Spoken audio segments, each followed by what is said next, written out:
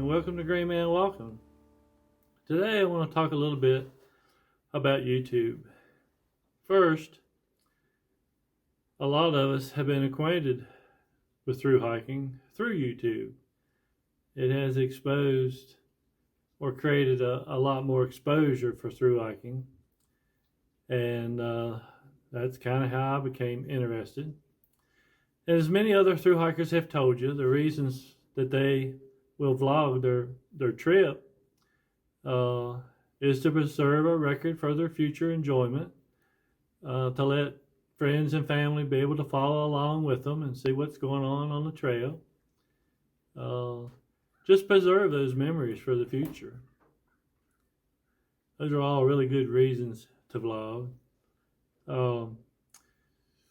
With that said, I want to talk a little bit about some of the thru hikers that we've watched in the past and enjoyed.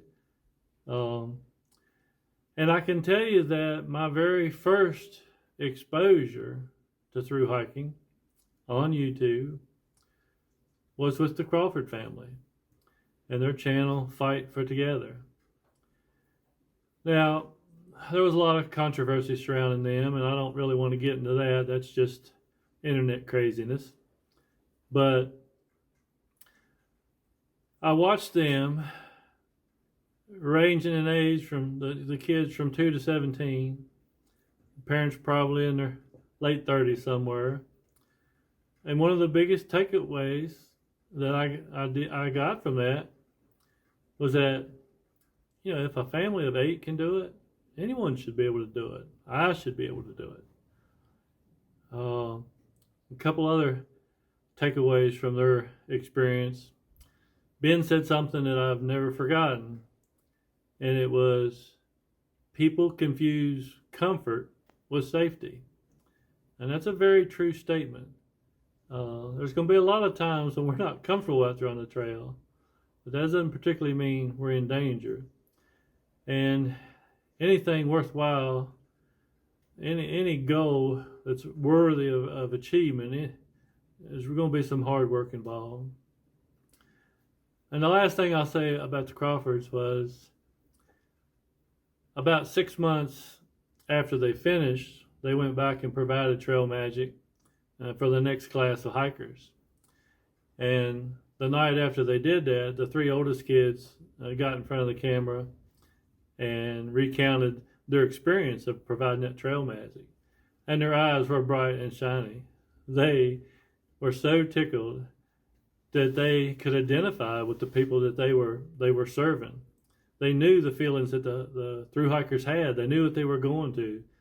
And that just told me all I needed to know about the experience they had gained, and it was certainly invaluable. So that was 2018 when they took their hike. I started watching a couple other people that year. I actually watched them in 19, but I went back to 18 and I watched Evan's backpacking videos. Now Evan, he was kind of a minimalist. He did not take trekking poles. He did not have a tent or any kind of pad. He had a piece of Tyvek and a bivvy and a tarp. He also walked with sandals. So it was kind of unusual, his approach. But I enjoyed watching him throughout. And I've watched his content since on other hikes that he's vlogged. And you couldn't hardly watch Evan without watching Liz Kidder, because they were hiking around each other and both of them were vlogging. And so I watched all of her videos as well. And then I kind of went back and looked at even previous people like Dixie and Bigfoot and Darwin. Went back and reviewed some of their stuff, and was really excited for the next year, which was 2020. And I started out watching Taylor, the New Hampshire hiker, and I was watching Wild on the trail. And then when COVID hit, Taylor got off, and Wild got off for a while, and then he went back. And the thing that struck both Beth and I about Wild, he had the best attitude.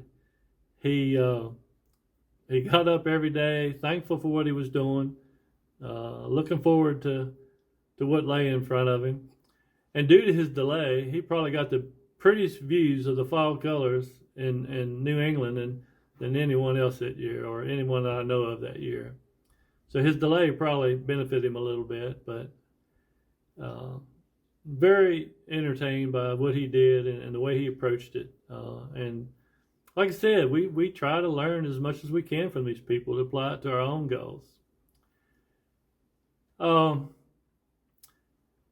I can't quite remember the timing, but one of the most epic things I ever watched, and I'm not sure how to pronounce his last name, but Scott Benerov, forgive me, but he hiked southbound in the winter. He started at Katahdin in late December. The trail was open, but in fact, the ice prevented him from actually summiting. He went up about as far as he thought he could live through and decided that it wasn't worth dying for. So he started his hike southbound through all that 100-mile wilderness and southern Maine, the Whites, Vermont, breaking trail, packing a heavy pack, snowshoes, extra fuel, extra clothes, and the isolation. I was just so impressed by his hike, and to me, he's probably on top of my list of what he actually accomplished. It's hard enough to do a through hike in 3 seasons, but to do it in the winter, it was just spectacular, and I was very happy for him. You know, I've also watched Kyle, and Kyle hates hiking. I have mixed feelings about him, but the bottom line is when one of his videos comes on, I generally watch it, so that probably tells you all you need to know. This past year, we watched Stella hikes, entertained by her and her travels, and watched her kind of melt down at the end like a lot of us probably going to do, but she made it through. I also watched Taylor do her second through hike, and of course I missed saying I also watched Taylor in 21. Watched Bad Bat this past year. Really enjoyed her vlogs. She had an unfortunate occurrence that happened there at the end. I've been through some of that stuff my own self, and life's hard, but you just have to go forward and figure out what you're going to learn from your experiences and how to apply it and make a better life for you going forward. I watched a few other people last year, Chasing Blazes and Couch to Trail. I thought Couch to Trail was interesting because they were an older couple that started out and moved pretty slow. It was just interesting. I didn't watch them all the way through, but most of them. And this is not a criticism of Chasing Blazes, but her videos got to be a little too long, and that's why I've kind of said I'd like to keep mine around 10 minutes. You know, I want to update people every day, the highlights and what's happening, but I don't want you to have to invest so much time that it's just hard for you to do. I think 10 or 12 minutes, yeah, anyone can afford, and that's kind of what I'm shooting for. So we'll see how that finishes out. And then I kind of finished up last year by watching OG hikes. Really enjoyed his content. He did really well. He only got down, I think, in Vermont for a couple days, but he's probably a decade younger than me, but really enjoyed what he did, what he showed us. So I just wanted to mention some of these people. I know we all watch these videos, we all follow along other people, and you know, now it's my turn, so I'm going to be on the other side of the camera, and I hope that what I put out you all will find entertaining, enjoyable. And so today, this is probably the first of 3 videos I'm going to make, the last 3 of the weekly videos. I'm going to do one on packing my pack and then what's in my food bag.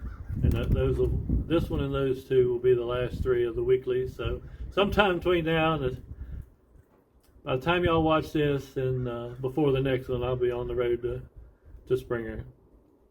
So as always, I want to thank everybody for following along, for your comments, for your support, your tips and ideas. All of it very much appreciated. And that's it for today, and see you in about a week.